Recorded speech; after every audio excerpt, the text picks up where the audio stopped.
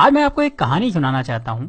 ऐसी कहानी जिसको सुनने के बाद आप भगवान से गरीब होने की शिकायत बंद कर देंगे और आप उस रास्ते पर आगे बढ़ जाएंगे जो आपको अमीरी की तरफ लेकर जाएगा। कहानी कुछ ऐसी है कि एक गरीब आदमी था और वो हमेशा ही भगवान से अपनी गरीबी की शिकायत करता रहता था। उसे शिकायत ये थी कि उसके झोपड़े से कुछ दूर रहने वाला आदमी इतना अमीर है और वो गरीब। उस अमीर आदमी को सब कुछ आसानी से मिल जाता है और गरीब को हमेशा ही मेहनत करना होती है, तब भी कई बार उसे भूखा रहना होता है। रोज रोज की शिकायत सुनकर भगवान ने सोचा चलो आज इसको जवाब दे ही देता हूँ। तो ऐसे में भगवान ने क्या करा कि जो अमीर आदमी था उसको इस गरीब आदमी के बराबर गरीब बना दिया और दोनों को ही मछली पकड़ने वाली एक छड़ी दे दी। दोनों को एक बराबर का झोपड़ा दे दिया और दोनों के हालात बिल्कुल एक जैसे कर दिए। क्योंकि दोनों ही बराबर के गरीब थे और दोनों के पास मछली पकड़ने वाली छड़ थी, तो दोनों ही मछली पकड़ने लगे। पहले दिन दोनों ने ही 10 मछलियां पकड़ी। मछली पकड़ने के बाद जो आदमी पहले से गरीब था उसने पूरी 10 मछलियों को बेच दिया और बदले में उसे 2000 रुपए मिले।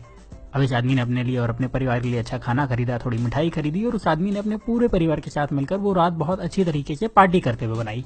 लेकिन जो आदमी अमीर से गरीब हुआ था उसने सिर्फ 9 मछलियां बेची। उसने एक मछली को अपने परिवार के साथ मिलकर खा लिया और बाकी की 9 मछलियों को बेचकर 1800 रुपए कमा लिए। हालांकि ऐसा करने पर उसके परिवार को भूखा रहना पड़ा, लेकिन फिर भी उसने यही किया। अगले दिन उसने 1000 रुपए खर्च करके एक मछली पकड़ने वाली छड़ खरीदी और 500 रुपए एक इंसान को देकर अपने साथ काम करने के लिए रख लिया और 300 रुपए बचाकर रख लिए ताकि कभी जरूरत पड़े तो काम आ सके। अब अगले दिन जो इंसान पहले से गरीब था, जिसने अपनी मछली के सारे पैसे पहले ही खर्च कर दिए थे, उसे फिर से 10 मछलियां मिली। इस बार भी वही हुआ। शिकायत करने वाले शख्स ने अपनी सारी मछलियों को बेच दिया और उस पूरे पैसे को अलग अलग जगहों पर खर्च कर दिया। लेकिन जिस इंसान को भगवान ने गरीब बना दिया था उस इंसान को 20 मछलियां मिली। इस बार उसने 18 मछलियों को बेचा और 2 मछलियों को अपने परिवार के साथ खाकर सो गया। इस बार उसके परिवार को थोड़ा खाना ज्यादा मिला, लेकिन उनका पेट ठीक से भरा नहीं था। फिर भी किसी ने शिकायत नहीं की। अगले दिन फिर वही हुआ और जिस इंसान को भगवान ने गरीब बनाया था उसने 18 मछलियों को बेचे हुए 3600 रुपए से 2000 रुपए निकाल करके 2 छड़ और खरीदी और उसके साथ ही 3 लोगों को अपने साथ काम करने के लिए रख लिया, हर एक को 500 रुपए देकर के। उसके पास 100 रुपए भी बचे थे तो उसने वो पैसे बचत में लगा दिए। उस दिन भी शिकायत करने वाले को सिर्फ 10 मछलियां मिली, उसे 2000 रुपए मिले और उसने उन सारे पैसे को फिर से किसी न किसी जगह पर बहाने बना करके खर्च कर दिए और उसके पास जरा भी पैसे उसने नहीं बचाए।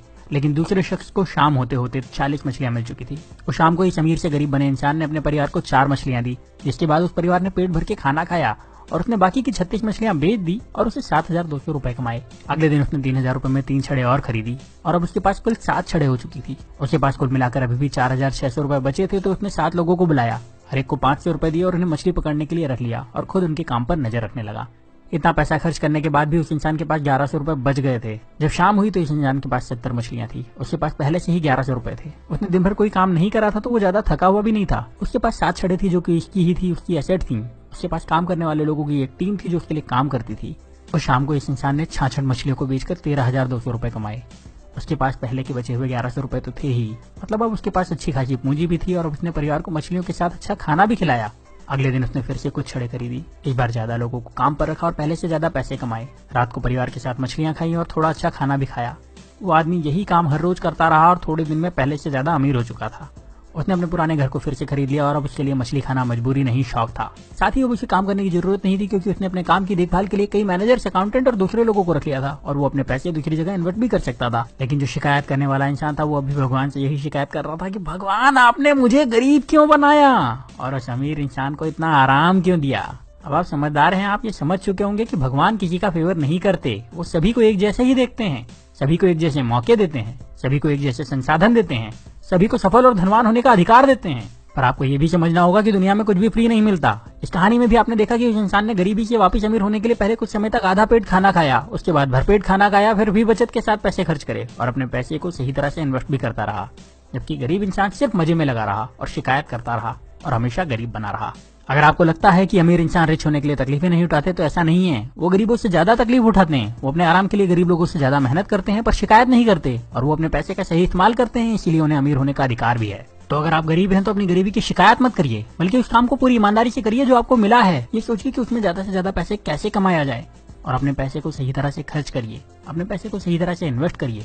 और जब आप ऐसा करेंगे तो आपको अमीर होने से कोई नहीं रोक पाएगा, कोई भी नहीं। अब यहाँ मैं आपसे एक सवाल करने वाला हूँ और कमेंट में इसका जवाब जरूर दीजिएगा।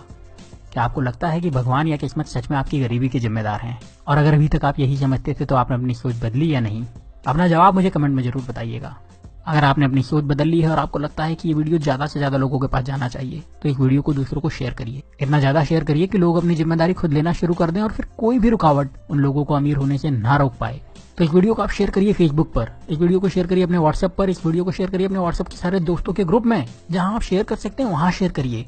जितनी ताकत से शेयर कर सकते हैं उतनी ताकत से शेयर करिए।